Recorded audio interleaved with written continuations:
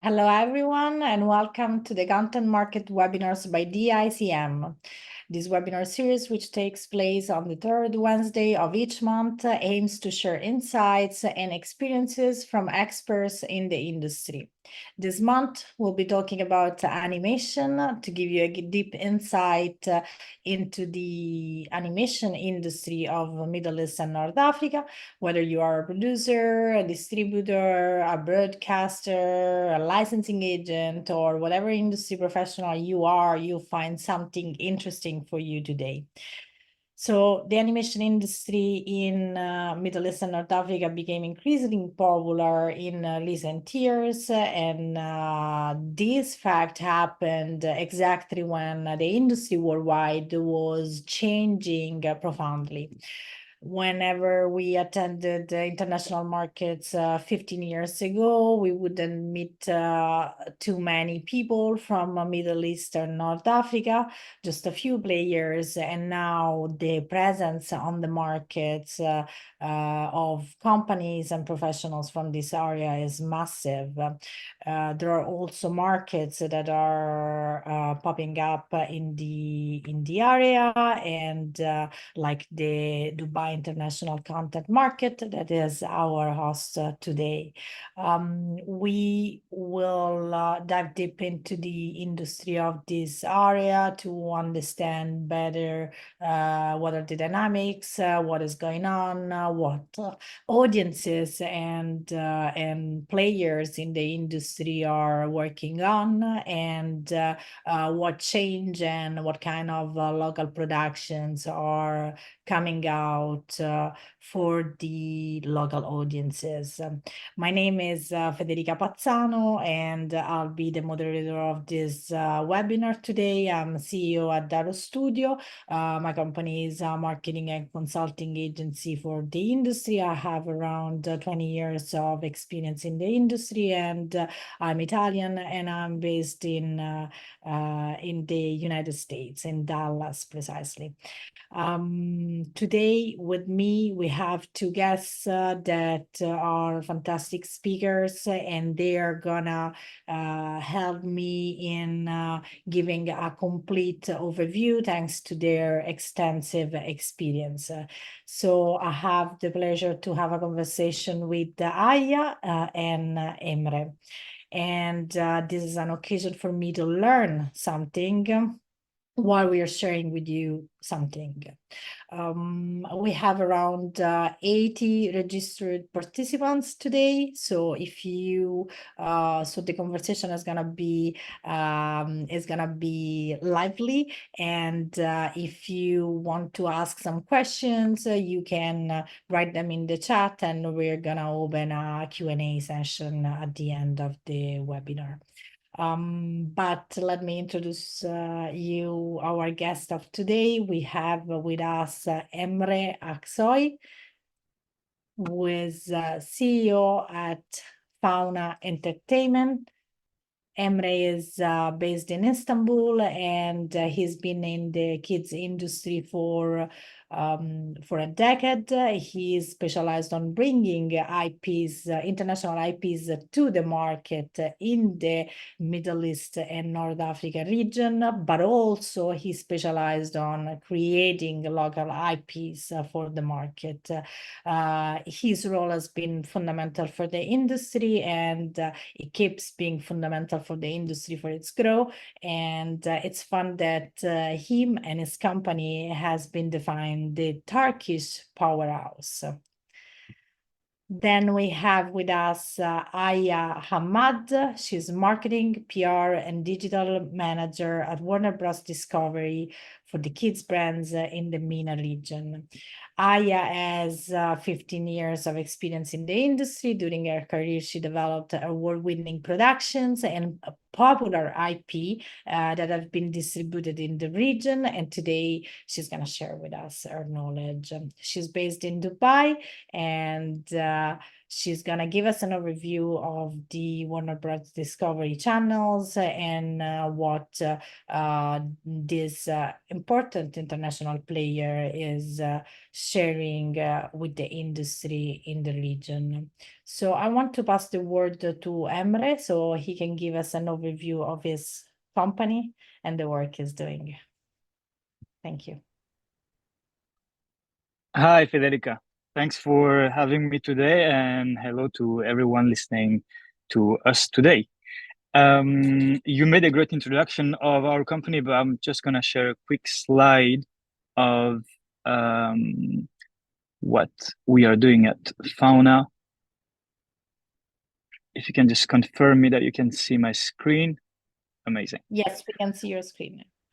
Perfect. All right. So I just wanted to make it quick on the 4 pillar activities that we are having at Fauna. As you said, we are creating our own IPs and that we are developing on an international scale. Secondhand, we have the multi-channel network, which is on an easier way, YouTube management for big international brands in the region. We operate in Turkish and in Arabic as well. The news has been out today, so I think I can share it. And it was on the slide. El Reino Infantil, that you know is one of the biggest networks globally. We will be their partner in introducing them to the Turkish market, so localizing their content in Turkish and launching their channel in Turkish. And we've been doing this for other big brands like Lulu Kids, Kitu, and Strand. We're inbooking them that you know from the market.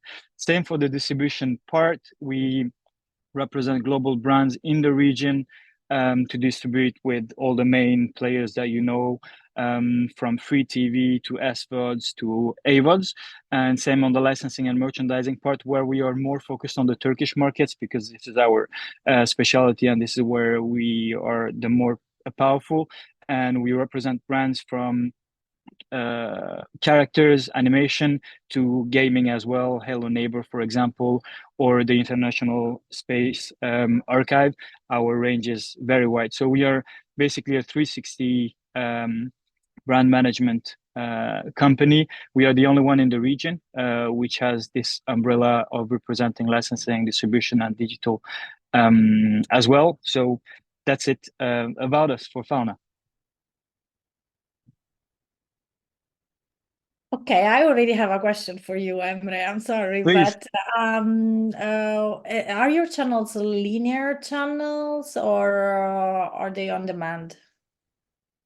By the channels that you mean, the YouTube channels that we represent? Yes, our YouTube They, channels. So the they are multi-channel network is a YouTube channel. So It's okay, only YouTube channels. Indeed, yes, okay, it's only YouTube okay. channels. Okay, thank you. Sorry, I didn't get that. Okay, let's give the word to Aya so she can introduce herself and give us an introduction of the WordPress Discovery channels. Hey, thank you, Federica, for the introduction as well, and hi to everyone listening in. I'll share with you a bit of an overview about Warner Brothers Discovery and the Kids channel in the region. Let me know if you can see my screen. Sorry, I just need to share again with audio. Okay. Should be good now. All right. So Warner Brothers Discovery obviously is a leading global media entertainment company. Some of the channels that we operate in this region are Discovery, CNN, Food Network, our version of Food Network, Feta Feed, which is heavily locally produced, Cartoon Network, and TCM, which is our Turner Classic movie channels. And we reach a global audience all over the world through TV linear channels and streaming platforms and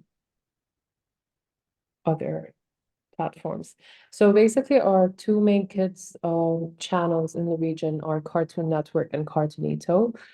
And Cartoon Network caters to a bit of an older audiences and has the bigger legacy in the region, as we have launched in 2010 as a free-to-air channel in Arabic. And a few years later, we also launched our paid channel, which is in both Arabic and English dual feed. We're all about being unique and current and innovative and striking kids' imagination. And I'll leave you with a short trailer to tell you a bit more about our brand.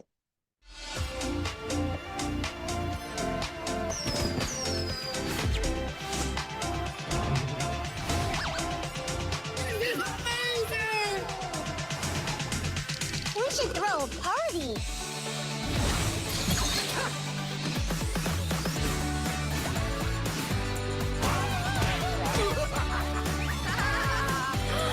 This is not the possible.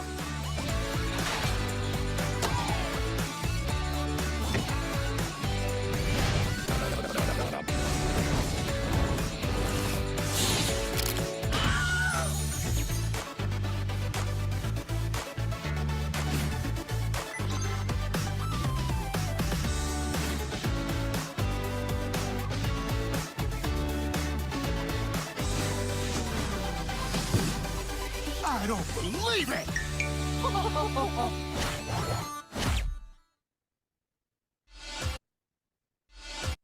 All right, moving on to Cartonito, which is our fairly new channel, which we launched in the region, and it caters to a younger audience, which are the preschoolers. Obviously, it'll have a bit different characteristics to the older audiences that we cater to, so it needs to be a bit more trustworthy. It's more about values of friendship and, you know, getting kids to even enhance their communication skills at that age. Just an example of how we utilize the power of Cartoon Network is that we dedicate an early morning slot on Cartoon Network for the Cartoonito brand. So it's fully branded Cartoonito, and we show some of the Cartoonito shows on it. So that's a bit of a leverage that we have over there. And again, I'll leave you with a video which will do better talking about the brand. Cartoonito. Welcome to the greatest show in the galaxy. Boop! Let's do this! Are you ready? Ready. Sign me up! Yeah! I'm small and I can do big things.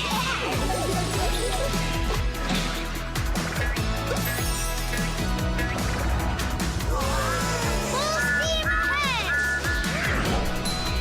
Together! Sounds like fun! Jump, jump, jump! Full throttle! Everyone has different skills. That is so cool! This is amazing!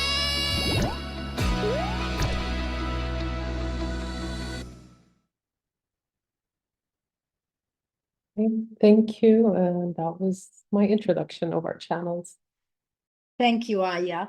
So, thank you for this comprehensive introduction of the channels. It was really helpful to understand better how Warner Bros. Discovery has a presence in the region. So, let's pass the word again to Emre, because I want to ask you, Emre, from your perspective, since we mentioned you've been bringing IPs into the region. What transformations have you seen happening in the last decade? Well, I think there's been a lot of changes in the past decade because the animation industry is still new in the region. We would say in the past 20 years, we've seen a huge change. The main changes for me are three. One is obviously the content consumption, which we've seen all around the world, which is turning from more linear into digital. Same as other markets, we are seeing the decrease of the importance of the viewership on the linear and turning into digital and mostly into YouTube. The other part is obviously the local production of content. I guess we'll have more time to discuss later on our talk, but we can definitely see that local IPs are getting more and more popular in the region. And the third one, for me, since we also have the commercial part, is the licensing part, where I remember my first days in the industry, we were educating licensees on why licensing a character or a brand was important for them to sell more, and they were not understanding it. And we were going door by door and many times 10 meetings trying to explain them. And today we can definitely see that they understand the importance of character licensing, and this is the whole circle. You know, it's not one thing. Everything goes hand in hands on the increase of viewership in the region and the importance of the brands and characters for kids, and the impact on the licensing part as well. So yes, I would say these three things are the major shift that we are seeing in the market: consumption going to digital, local production, and the importance of brand licensing for the licensees. Yeah, thank you for mentioning that, because also I noticed that the licensing industry in the region grew of I think 7.5 points in 2023. So it's definitely growing at the same rate as the industry, and as the overall animation industry in the area is growing. So kids that are viewing content, they want more product probably at the same time while they watch content.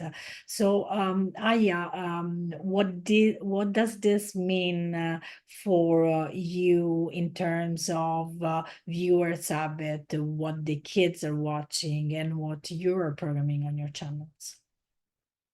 Okay, so as Emre mentioned, we definitely are headed more and more towards being present across all platforms, more so digital than ever, because first of all, in this part of the world, TV lacks the measurement tool. So we are based on, research that's done periodically, and that only, informs our decisions and our data just every so often. So with digital, you get the access directly to see what's working and what's not, be it on YouTube or even on social platforms where we could utilize, YouTube Shorts are there. So the shorter content is something that kids are always after, or Instagram Reels or TikTok. We all know how big that is.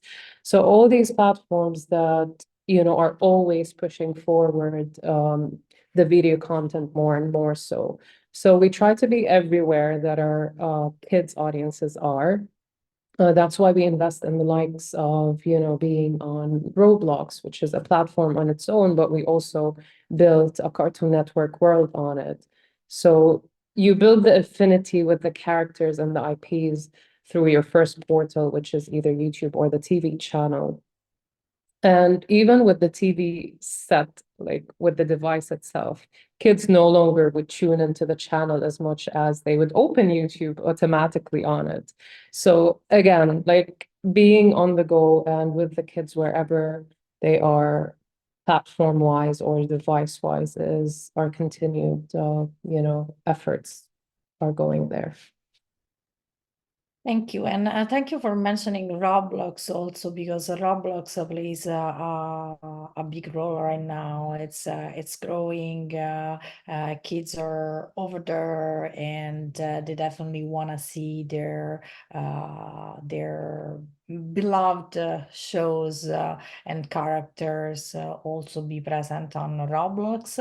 I would say it's not easy for the industry to adapt to this change. Metaverse is something that, and even if Roblox doesn't want to be defined metaverse, but still I like to call it metaverse, because just to give like a set definition to it, it's difficult. I find it difficult for the industry to understand, and the companies to understand, that they have to have a presence on Roblox. So just to go off topic for a moment, maybe Emre, from his perspective, can answer like, what have you seen happening in the industry in Middle East and North Africa in terms of being curious about the metaverse, establishing a presence in the metaverse? I think the region is very interesting because the adaptation is very quick in our region. People are very curious. Whenever something new is happening, even if it's not an adaptation, they would definitely try it and see how it is, which is a bit more different than other regions where it's more conservative, maybe.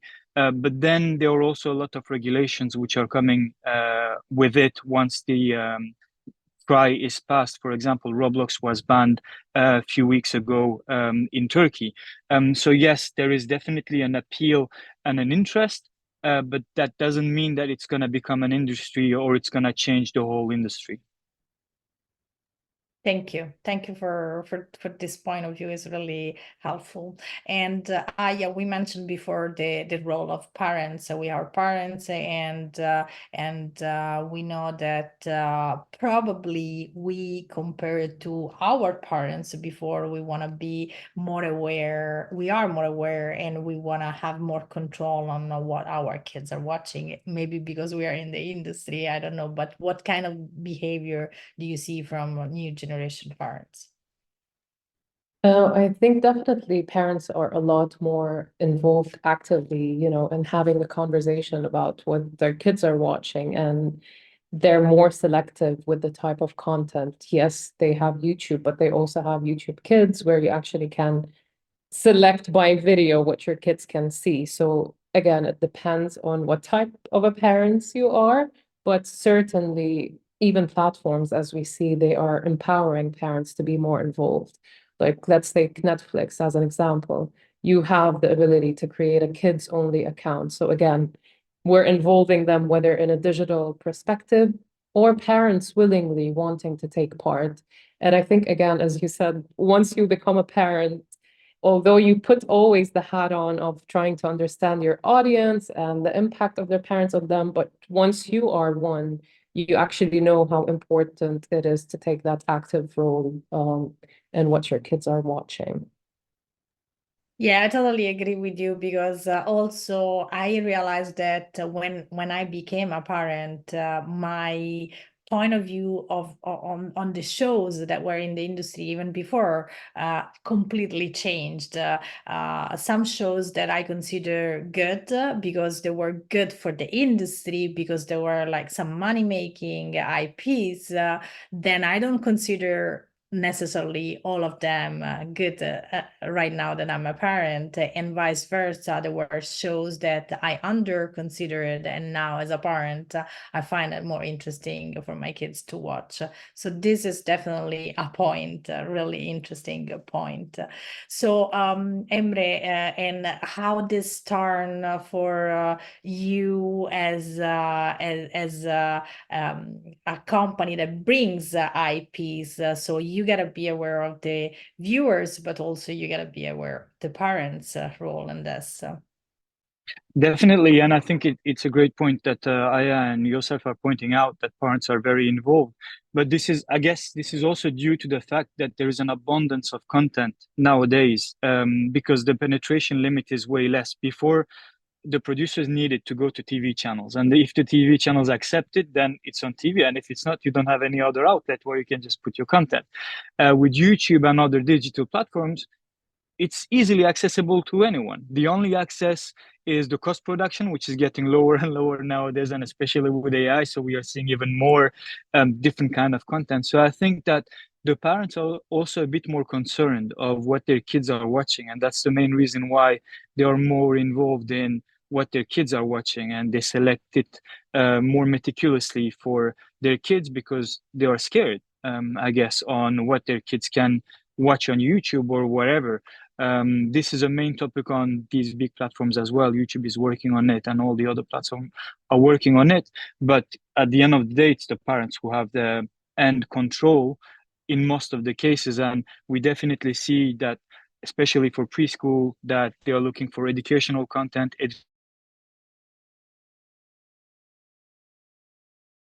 Oh, I think TV, although we sorry, we can you hear lost me now? you for a second. We can hear you now. Oh. Yes, please go ahead. And although we are saying that linear is going down and digital is going up in terms of the viewership, I still believe that linear and free TV is very important for parents when it comes to trust on the show, because they know if it's on TV, then the quality is going to be good, the content is going to be good. So they would still select on YouTube, for example, a series that they've seen on free TV because they would trust it. So linear is great, but free TV is still very important when it comes to trust for the parents.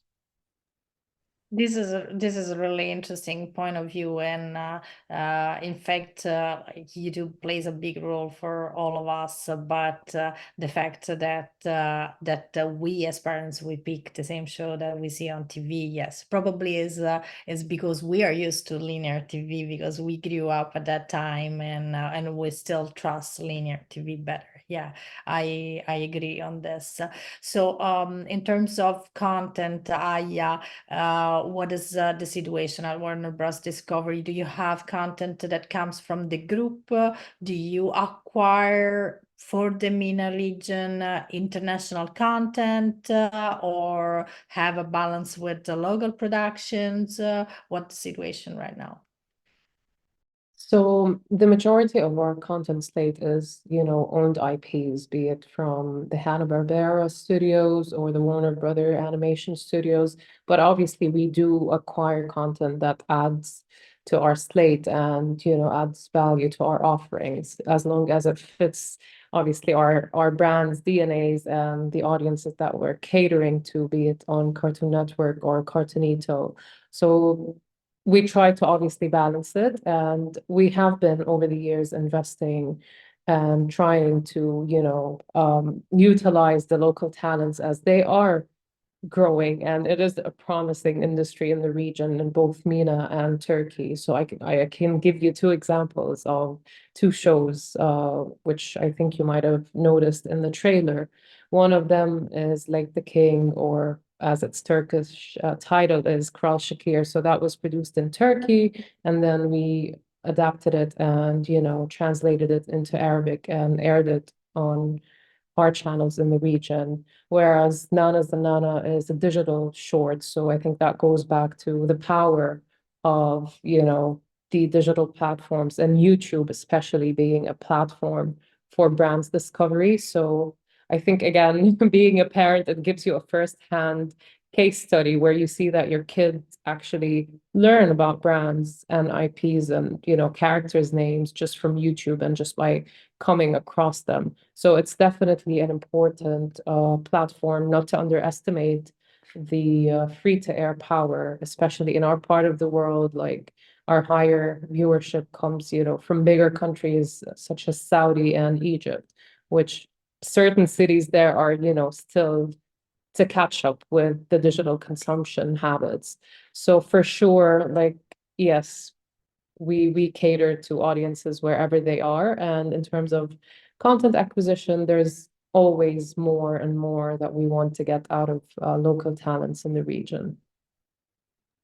Okay, thank you. And a question came into my mind while you were talking because I'm curious to know if you can answer. I'm curious to know what is the balance in terms of content in Arabic versus content in English, since you mentioned before that you also have English language content on the channels and the platforms. So with our paid channel, everything is dubbed into Arabic. So you have the option to view it in the language of your choice. And obviously on the free to air, which is purely Arabic. So pretty much we dub everything that airs on our channels to, cater to both audiences. And then again, with our dual language, it's paid. So it's naturally a less spread depending on what people pay for to subscribe. But yeah, our free to air pretty much dubs all of the shows that we have, or all of our key IPs. In Arabic, okay. And the local shows are vice versa, dubbed into English, so you can spread it across other kind of audiences. So the only example that we had was Nana's the Nana for now, and which we've done in a way that's language agnostic, similar to Tom and Jerry, which you don't need to do any type of extra work. We literally just, translated the intro and the outro and the logo, and it was ready to share across EMEA regions, which was a great case study because, it was cost effective because there's no extra localization and dubbing work done into it. Yet the storyline and the comedy resonated with the Cartoon Network audiences. Okay, thank you. So Emre, you mentioned before linear versus digital. Can you give us an overview of how the broadcasters and the OTT platforms and all the players are organized in the region, more or less as much as you can do? I know it's like a wide region, but you have a good perspective on it, and you can share it with us. Exactly. I mean, it's difficult to say a main trend for the whole region because it's huge and every country is very different and they have different dynamics. Aya was mentioning, for example, pay TV. In Turkey, pay TV is not something which is working. It's going to be free TV or YouTube, for example. In the UAE, you still have OTT platforms and pay TV and free TV. It's still wider than Turkey. But I would say, and maybe I can confirm that it's leaning towards digital for sure, even more so. And we are still seeing the power of free TV increasing and lowering on the pay TV part because the content is, and really good content are being accessible for free, and parents are wondering why they should pay basically for the content that they can access for free. So yeah, maybe I can add a comment on that. I think an important element with free-to-air TV is the appointment of you. So in a lot of cases, you know, kids might schedule their day around a certain show that they like. So maybe parents can say, okay, you finish your homework and you watch the new episode of Gumball at 4 p.m. So I think that's still, it's a much more structured viewing, you know, environment. So I think that's one element of differentiation that definitely, you know, stands out. Whereas with YouTube, it's just random, and some parents may be not comfortable with that. So I think it all depends on, you know, what kind of a system you have in, you know, your schedule of viewing and leisure versus homework and bedtime. So I think definitely free to air is still very powerful for us. I mean, our channel reaches over 66 million households, but it's a MENA region and it consists of several countries. So that's again another leverage that we have. And we know that, again, other countries, without listing any names, that have troubles with their, you know, internet connections. So again, TV is much more accessible at any time. So for sure, yes, moving towards digital, but never underestimating the power of, you know, linear, and not forgetting as well the commercial value that it brings to our business, because there's always sponsorships, there are always ad campaigns, and that definitely contributes hugely to, you know, our revenue on a yearly basis. Yeah, and the numbers are impressive. 66 millions is a really big number, and I'm sure that has a turn on licensing revenues and consumer products. So before you mentioned YouTube and how it has an important role into this, can you tell us more about it? Okay, is that for me or Emre? I think we both can answer it, but I can start since I opened Yeah, my. I mean, I'm interested more about, because we discussed this before, and you mentioned the fact that you launch a property on YouTube just to test it before putting it on the channel. This is definitely a point of view, because I see in Europe broadcasters are not doing that. So it's interesting for me, from my perspective, to see how this work. Broadcasters are not doing that sometimes because they are afraid of YouTube as a competition to the linear channel, while I feel like in this industry, instead, it's in the MENA region industry, it has a reverse. You use YouTube to your own purpose. I think they definitely complement each other, because again, like if you launch a property on YouTube and you created the awareness there, then again, you're helping its viewership on the TV channel and vice versa, because not every single IP we launch on YouTube. Okay, but recently, again, more and more, given the research that we conduct and, you know, market insights that we get from our data and insights team, it informs us that kids discover brands on YouTube. So we thought that there's definitely a leverage there, so why not use it? So that's why whenever we have a show, like let's take Batwheels, for example, which is again a powerful IP even before we launch it, because of its association with Batman, and the legacy of Batman's IP is already strong.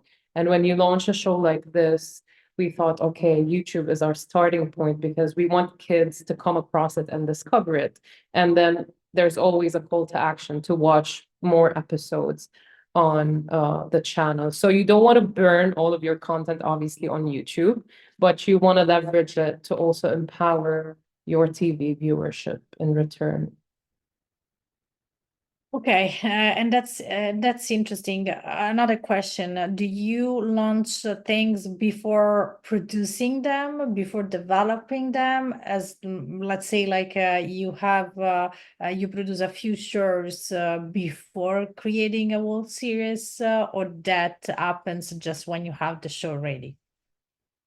No, it definitely happens when we have the show ready, because again, like from a logistics perspective, it will make more sense. And yeah, like the majority of our shows are actually continuations of existing seasons and IPs that are strong and continue to perform. So that's one part or big part of our offerings. But even when we do produce newer IPs, like again, let's take Nana's the Nana as an example, because it was not associated with anything. It was, you know, a completely new IP, a new character. As I told you, we slightly used a different approach with it, where the music was very Arabic in flavor, and even, you know, the background settings had a lot of Middle Eastern vibes to it, where you can see a cup of tea or a carpet with certain designs that resonate with kids when they watch it, and they feel, yeah, this sounds familiar, this looks familiar. So it works for both, I would say. Okay, thank you. So, passing to Emre, what are the countries that that you use to launch property? I mean, not use, but what are the countries that you access first with a property? So, those countries where the viewers are sort of opinion leaders for the rest of the market. Well, I think first of all, it depends on the IP, of course. And the region is very big, and every country has different dynamics, and it would be difficult to say that one country would lead another, but obviously there are trends that can be followed based on the countries. I think Turkey is a great gateway for the Middle East, and especially on a commercial point of view. The market is huge. The population is very, very big. So you're reaching out to an amazing number of audience. And on top of that, the licensing industry is bigger in Turkey than in the region. I'm talking about the local licensing industry. We have a lot of licenses in Turkey because of the local production and manufacturing. While in the Middle East, there is not a lot of manufacture. It's mostly based on imports.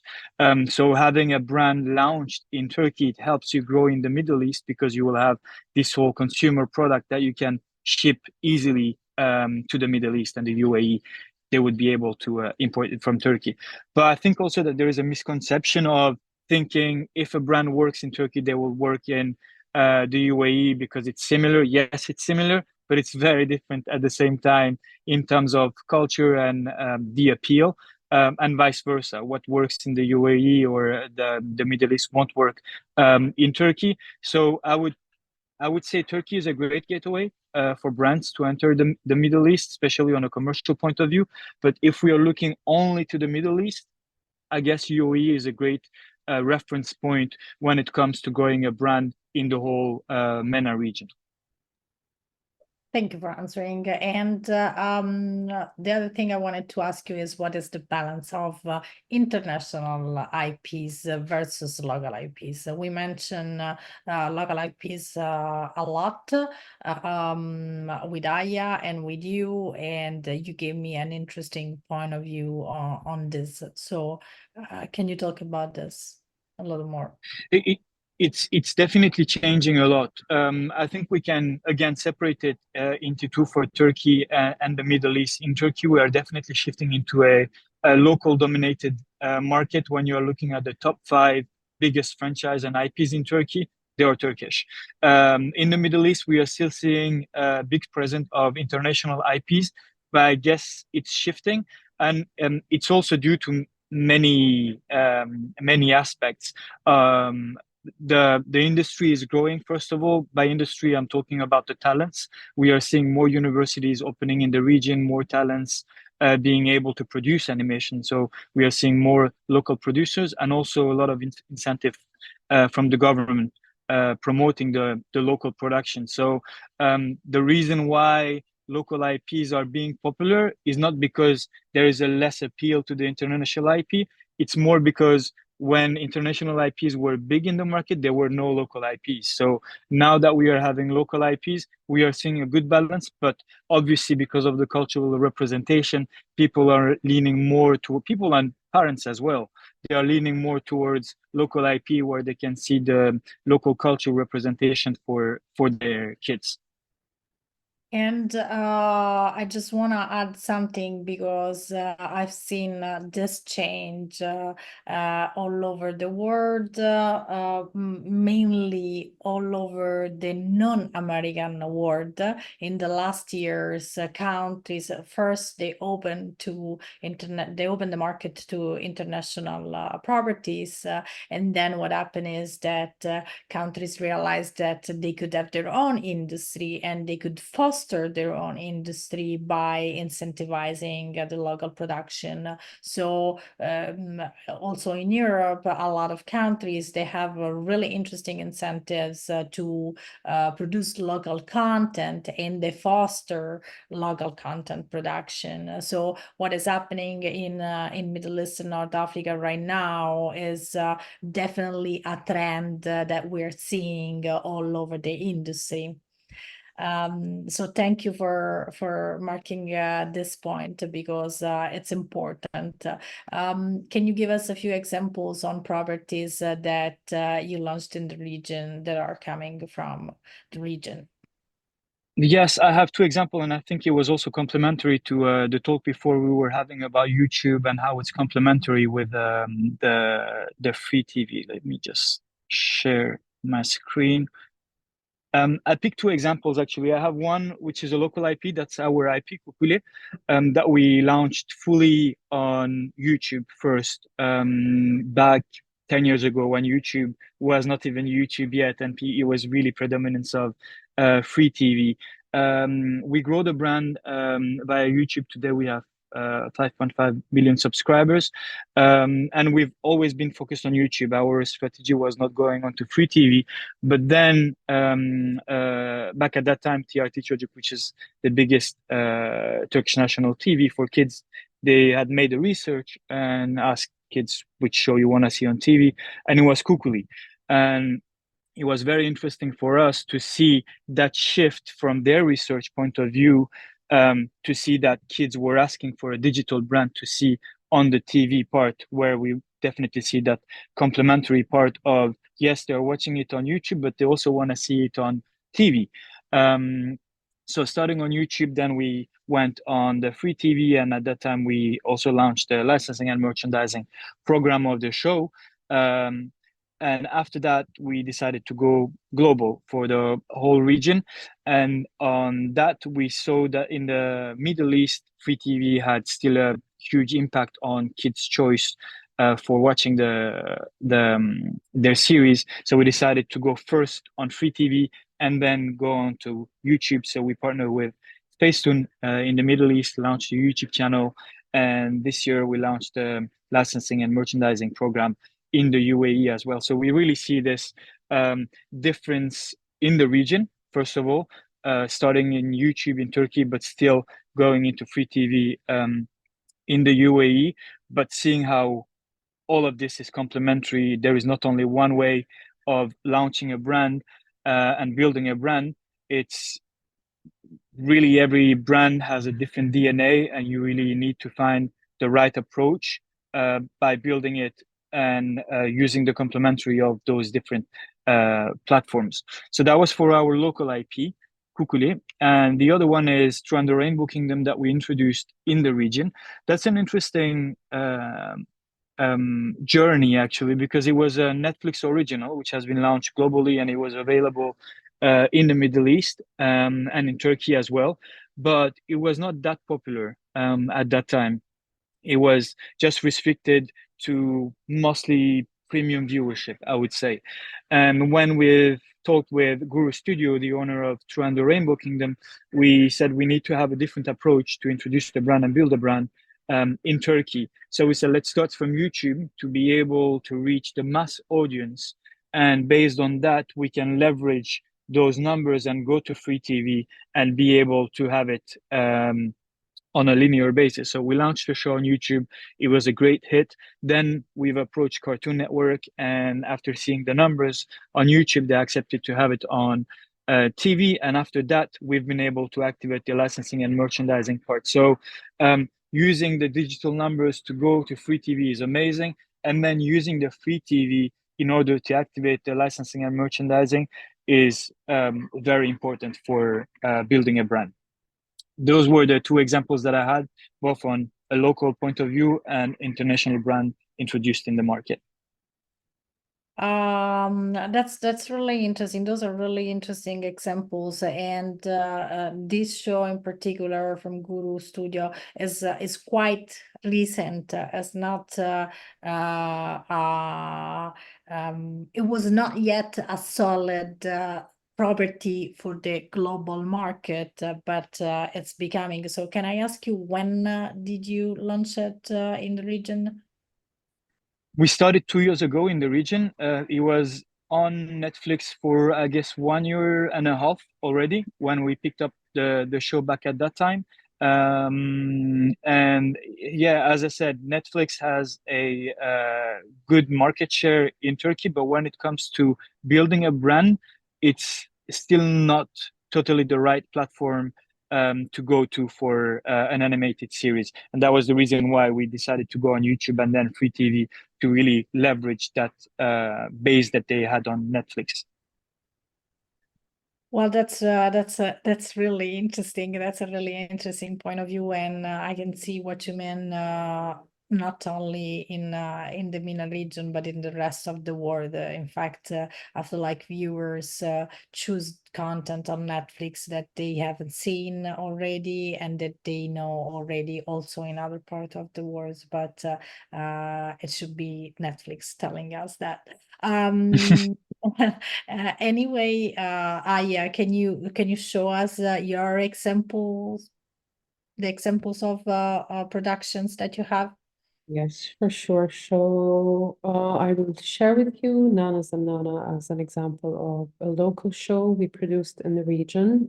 So this was a digital first series, and it was only 13 minutes, and we released it as a single 1 minute in each episode. And we've utilized YouTube, TikTok, Instagram, and Facebook at the time was also active. That was a couple of years ago. We produced it with Folk Studios based in Egypt. And 6 months later, we launched it in Turkey and later in other parts of EMEA, such as UK, Spain, Italy, and other countries. And today, we have garnered more than 21 million total YouTube views. And we also used it on the linear channel as fillers. So again, because it's 1 minute, there's not going to be an appointment to view or a tune-in message. However, to give the brand awareness, we did utilize our TV channels. I'll leave you with the trailer as well.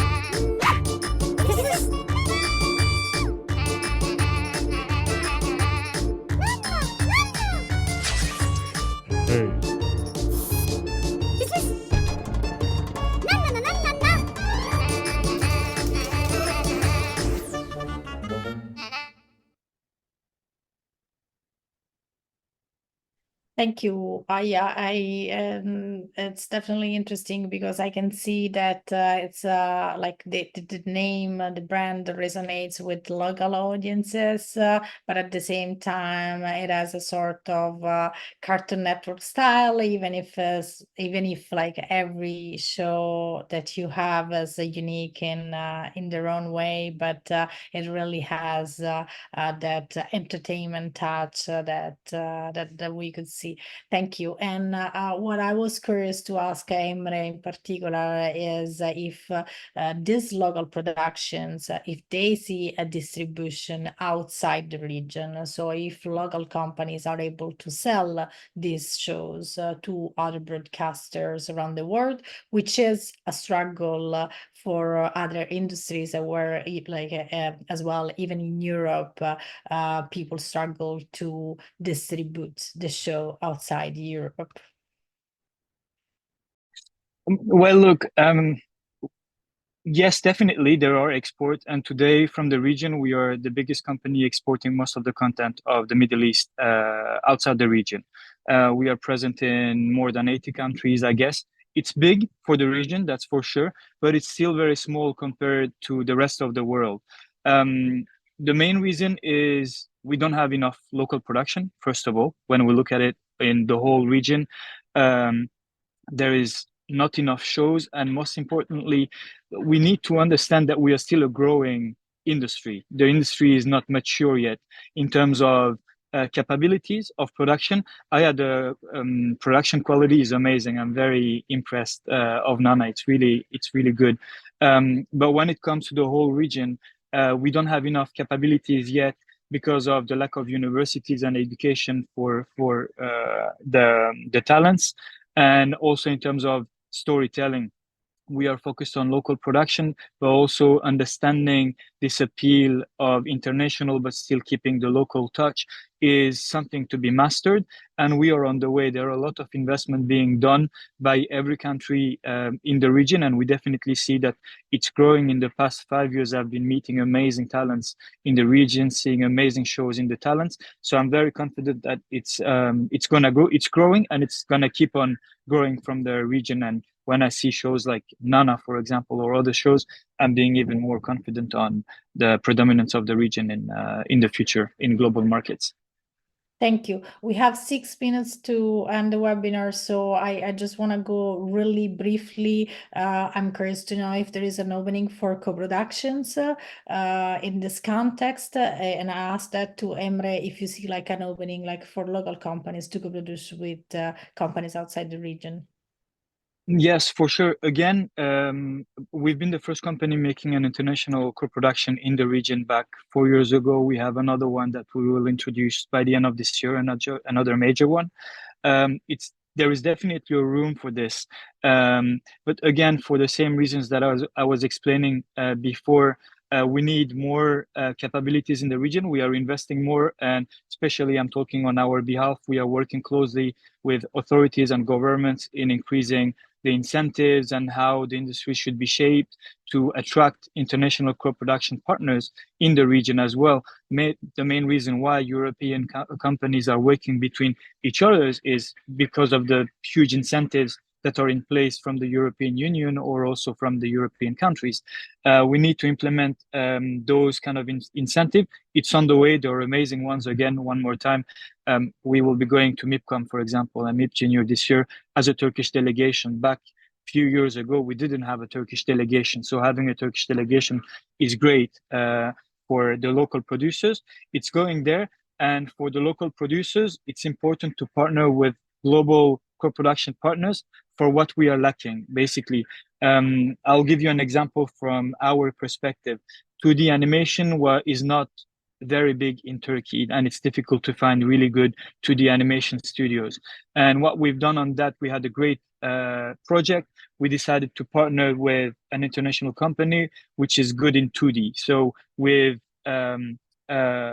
filled the gap with a co-production partner of what we didn't have in Turkey. It's a great way to do it, but we need to understand, I'm not sure what's the profile of people listening to us, but if they are producers, at the end of the day, the idea is the essential thing. If you have a great idea, a great IP, and a great storytelling, it appeals to everyone. Incentives and things like that, they are facilitating the process. But at the end of the day, you need to have a great idea, which is exciting for everyone. Yeah, that's like that is the rule of the market, I would say, and thank you for saying that.